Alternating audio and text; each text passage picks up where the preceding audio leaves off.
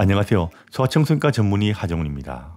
아이들끼리 어떻게 놀게 해주는 것이 좋을까요? 이런 질문 종종 받습니다. 심지어 아이를 놀게 해주려는데 어떤 놀이 프로그램이 제일 좋을까요? 이런 질문하는 부모도 간혹 있습니다. 아이들끼리 노는 것도 돈 들이고 시간 들여서 선생님을 구해서 놀게 해야 더 잘 놀 수 있다고 믿는 부모가 있다는 현실이 참 슬플 정도입니다. 그럼 어떻게 놀게 하는 것이 좋을까요? 제일 먼저 염두에 둘 것은 아이들을 어떻게 놀게 해주는 것이 중요한 것이 아니고요. 노는 것은 아이가 노는 것이다. 이런 걸 염두에 두는 겁니다. 아이들은 놀 공간이 있고 함께할 아이들이 있고 심심함이 있으면 됩니다. 그럼 아이들은 자기들끼리 알아서 놀게 됩니다. 이게 아이들 놀이에서 제일 중요한 겁니다. 통제받지 않는 상황에서 아이들끼리 놀게 냅두시면 됩니다. 이렇게 놀면 아이들에게 창의력도 생기고 협동심도 생기고 인생이 행복하다는 것도 배우게 됩니다. 흔히 부모들이 고민하는 대안 제시 이런 거 부모가 해줄 필요도 없이 아이들끼리 놀게 냅두면 저절로 해결되는 겁니다. 그리고 당연히 두뇌 발달에도 아이들끼리 놀게 냅두는 것이 제일 좋습니다.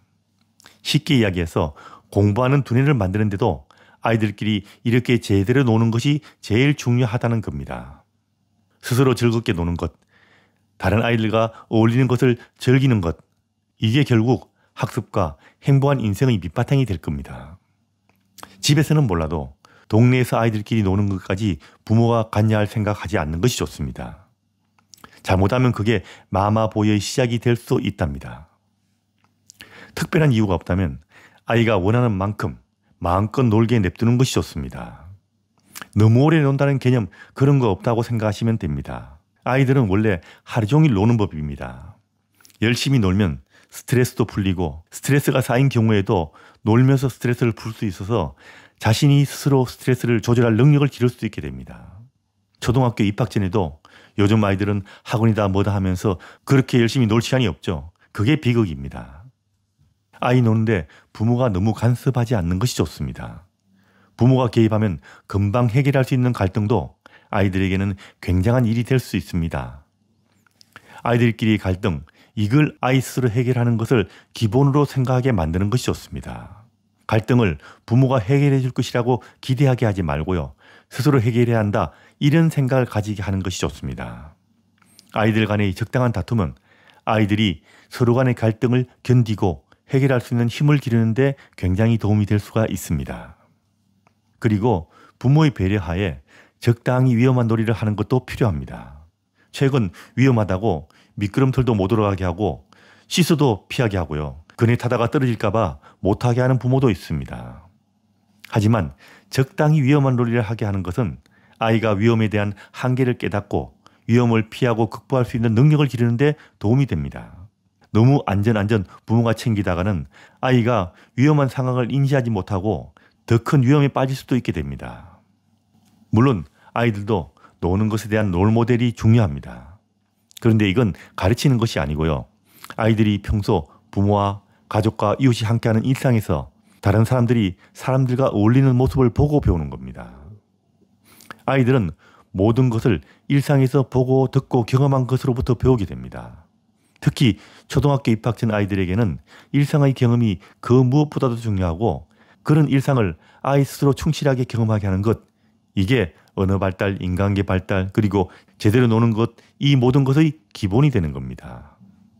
많은 비용을 들여서 더 좋은 놀이 프로그램에 참여하게 되면 더 좋은 놀이를 할 수 있지 않을까 믿는 부모도 있습니다.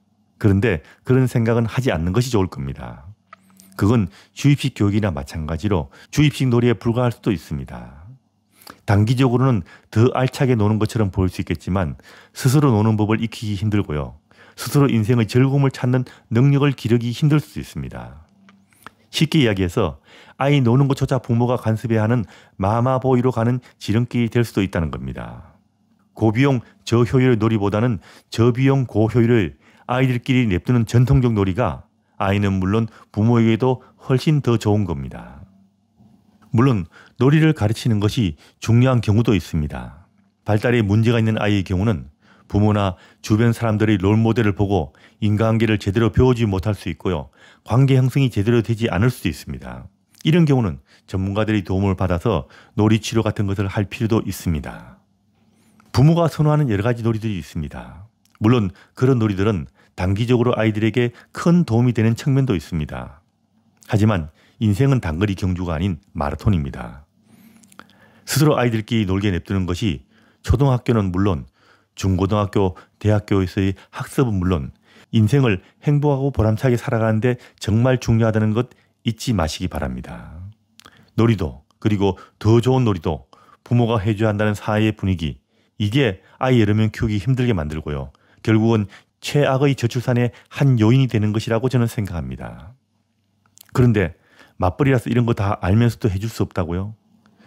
모든 사람들이 제일 좋다는 것을 다 해줄 수는 없는 법입니다.